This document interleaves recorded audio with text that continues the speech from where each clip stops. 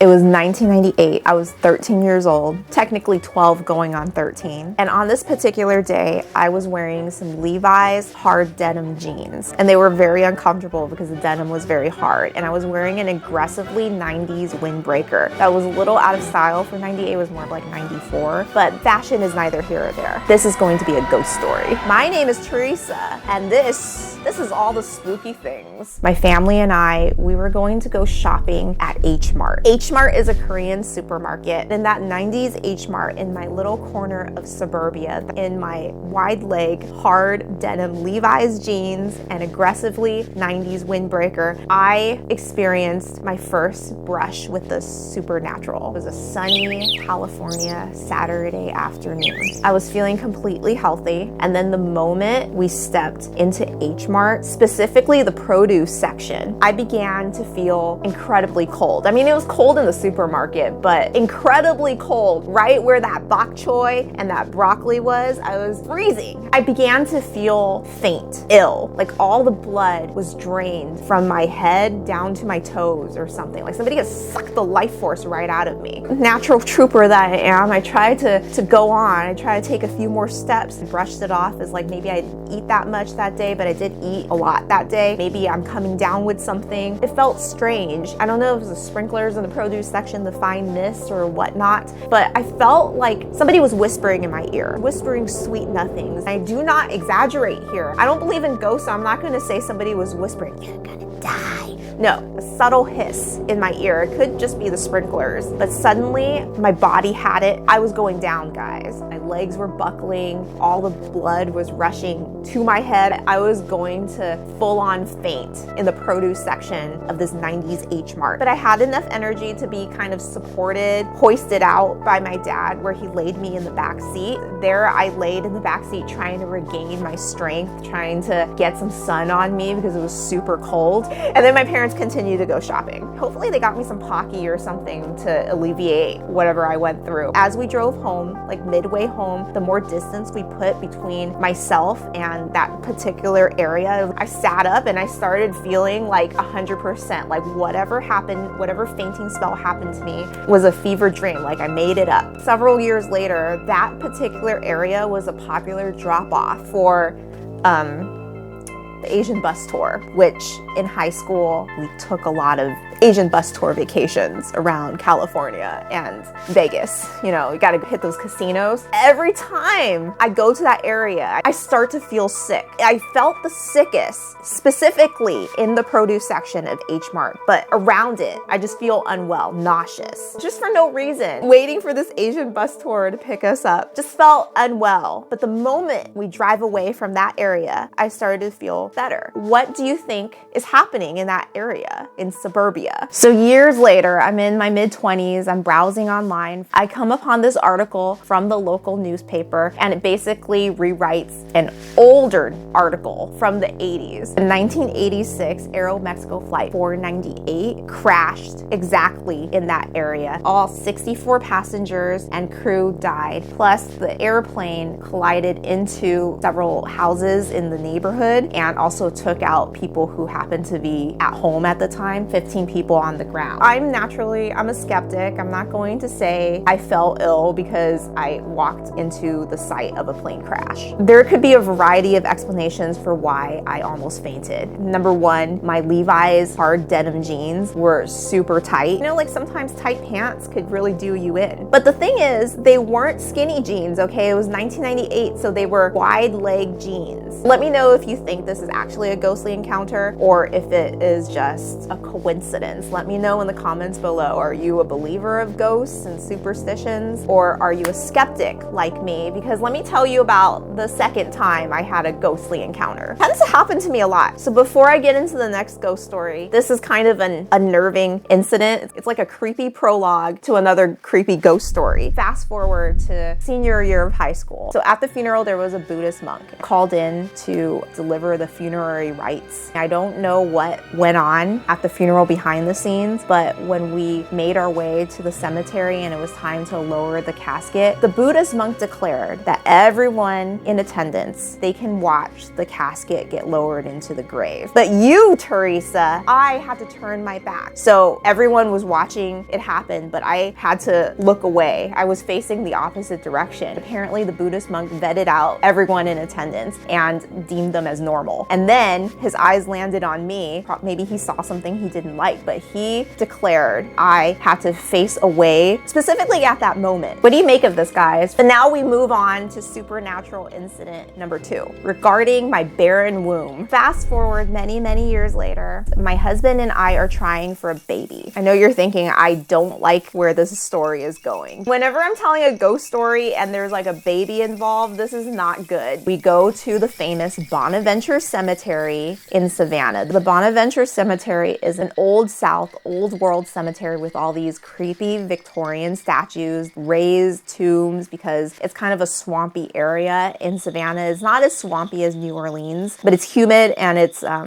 moist. Its most famous statue is the Bird Girl statue, which used to reside there. The Bird Girl statue was made famous because it graced the cover of the book Midnight in the Garden of Good and Evil. Because it was on the cover of that book, it became a sought-after tourist photo spot, and because so many people were taking photos with the statue and people were touching it, they moved it into a museum. So it's no longer there. Just a little bit of information for you. So we're visiting this cemetery. It's very beautiful. It's also very creepy. There's these angels with weathered faces. So we're going through these very old cemetery plots. Each plot has the family name, and I come upon a plot that basically has my husband's family name. I don't know if he has any relatives in Savannah or in the South during the Civil War days. So he was somewhere nearby photographing a statue or something. I called out to him, and as a joke, I said, I didn't know you had Confederates in this family. Then almost immediately, the umbrella I was holding ejected itself, like the handle ejected itself, and it stabbed me in the stomach. It wasn't hard, but it was enough to startle me. When I told my dad this story, he was freaked out. First of all, my family thinks that going to graveyards is a weird, creepy thing to do to begin with. You offended some dead Confederates, and then they stabbed you in the stomach with your own umbrella, and now you're barren. What do you make of this, guys? I'm not even trying to tell the story well. I can tell better stories. I can elaborate. I can say that the whisper in my ear in that supermarket were the whispering of dead airline passengers, but I want to keep it real, and I want to tell you the story as I remembered it in real life, and real life is kind of boring. If I told you an elaborate, a better story, you would not believe me. It does leave me baffled sometimes when I'm laying awake at night. Things just seem a lot creepier at night. Every creak in the pipe, every creak in the floorboards is amplified. You see things creeping along in the shadows. You want to close your closet doors in case the boogeyman lives in there. I have provided you. Like right now. Like, what is this drilling? Sorry. Oh my God, I'm getting goosebumps. So I went to investigate. I thought it was some construction workers outside. They're trimming the trees or something, or it was a lawnmower. That was my electric toothbrush. It just went off for some reason. It's never gone off before. It just turned on. It's actually kind of cold right now. It's middle of summer. Okay, I think this is a sign for me to shut up about these ghost stories and move on to our next topic. I don't believe for a moment that my apartment is haunted. It's too bland to be haunted. In Southern California, you can't have a haunted property. The real estate is just too valuable for any property to be haunted. You can have a tear down home. The walls are stripped, the carpet's full of mold, and it'll still be worth $1 million. And if there's a ghost there, they better pay rent, because there's no living anywhere for free. If, for instance, I am living in a haunted house or whatever is haunted, if my toothbrush is haunted, if my closet is haunted, and there's a ghost around, they better shape up or ship out. You know, they either pay me rent. There's no free haunting here, or I'm going to exploit the ever-living hell out of them. I'm going to exploit them like a family vlogger would exploit their kids. So haunted houses. Why are haunted houses usually associated with the Victorian house, Victorian architecture? That's usually associated with wraparound porches, bay windows, a turret, cupola,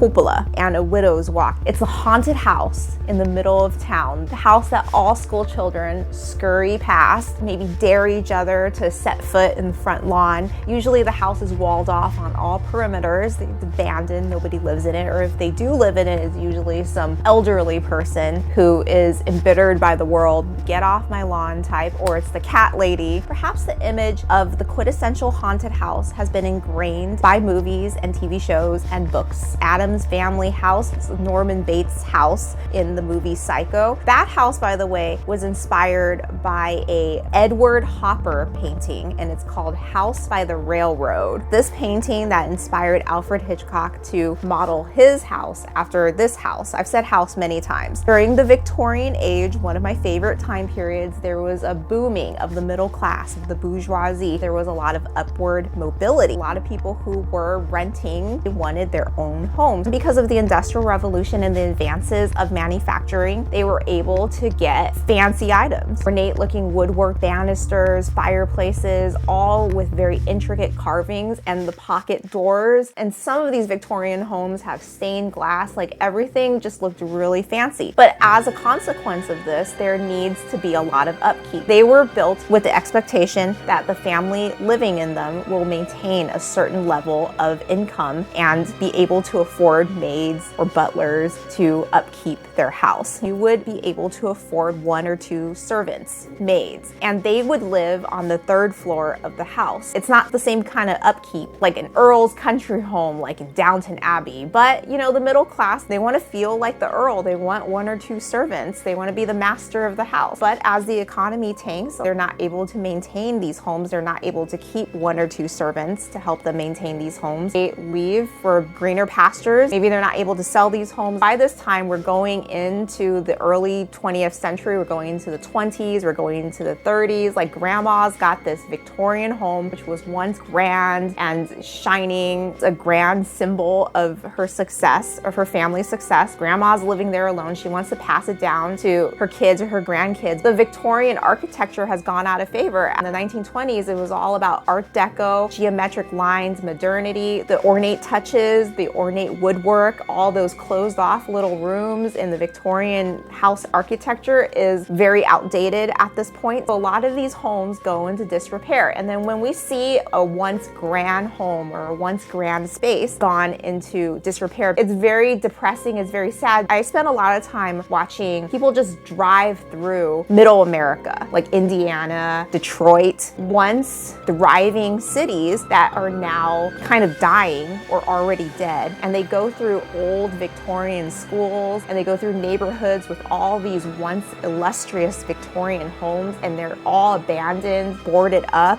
Most of them have become at some point crack houses. The saddest thing you can see is like a building or a structure that was once grand, that you can imagine people walking through, living their lives, living their prosperous lives, and you can imagine the hope that went into building these buildings, these malls, these houses, and now seeing many years later what they look like now. Somebody built it, somebody loved it, somebody had hopes and dreams for their future and their progeny's future, and now it's all just gone to seed, gone to disrepair. Things that were once grand and beautiful, once they are left to rot. That brings a certain element of tragedy. The ghosts in these homes are basically the ghosts of broken dreams. And the fact that it's just so creepy is just because, you know, the Victorians, they themselves, they were creepy. They were living elbow to elbow with death. They were slightly obsessed with death. They did many freaky things like collect a loved one's hair, put it in a locket, or collect a bunch of hair, weave it into a wreath. They took post-mortem photos, and I'm not going to show you any of those photos here, but they can be seen in that movie, The Others. That was the first time I saw and it freaked me out, even though I'm skeptic. So to remember the dearly departed, they would just dress them up as if they were alive, take a photo of them. At least you can ensure they're not going to move around. The way that they kind of position the corpse, it's not like a photo of the deceased in a coffin at a wake. They position them on a sofa as if they're alive, like Weekend at Bernie's or something. Just trust me on this. Look this up yourself. I think there's a collection of these super creepy photos in the Victorian Book of the Dead. Have you ever gone online in your search for a Halloween costume? You come upon a selection of black and white photos from the 1910s through the 1940s. You are just completely creeped out by the homemade DIY Halloween costumes of people of the past. And these are really creepy photos. People from the past, that is just so creepy when they're photographed. I think it's just because they're so still and they're so solemn, because you have to stand still or else you're gonna appear as like a blurred motion in the photos. And that in itself is creepy because you automatically think the photographer has captured a ghost or it's the spirit of this person that's now deceased. I see these photos usually on kids. They're wearing the freakiest things like homemade ghost costumes, a sheet with eye holes cut out, like a burlap bag on their head, like a seed bag, because these are kids from the farms in 1910. These costumes are morbid on itself, and that compounded with the old photography and the fact that they're on children, just standing there like children of the corn with a burlap sack on their head. If I were to see them in real life, like if I was giving out candy during Halloween and some kids come up to my doorstep with burlap bags on their heads, I would very politely offer them my candy, maybe all my candy, and that's the thing that would make people turn off their lights and hide. In actuality, Halloween costumes at the turn of the century, they were supposed to be scary because we're still coming off the tradition of All Hallows Eve, European immigrants coming to America, and in its earliest incarnation,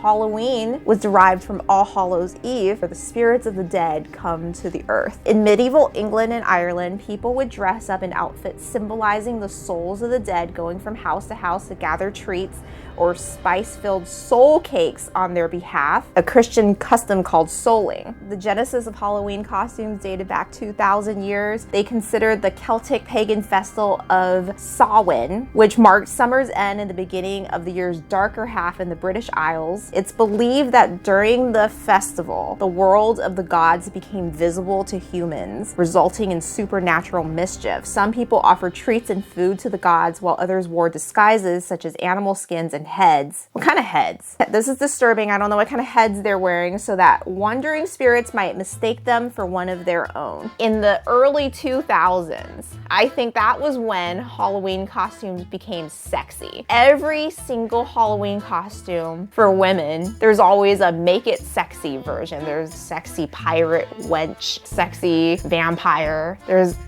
a nurse. So that begs the question, what are you going to dress up as on Halloween? Let me know all the details of your costume, and let me know what you think about my ghost stories. Are they all just coincidences, or is there something spooky and supernatural there? And somebody tell me what's going on with my toothbrush. I have actually left it unplugged right now just to make sure that nothing spooky this way comes. And I have a final question for you. A long time ago, when I was still in college, I visited a Catholic church in LA. It's called the Cathedral of Our Lady of the Angels. At the entrance, there was a basin of holy water, and it said everyone who come here can dunk your hand in it, sprinkle some on yourself. So I dunked my hand in the basin and I immediately pulled it out because it stung. Do they normally put stinging agents in holy water, or should I be concerned? Who do I call? Is there an exorcist on Yelp?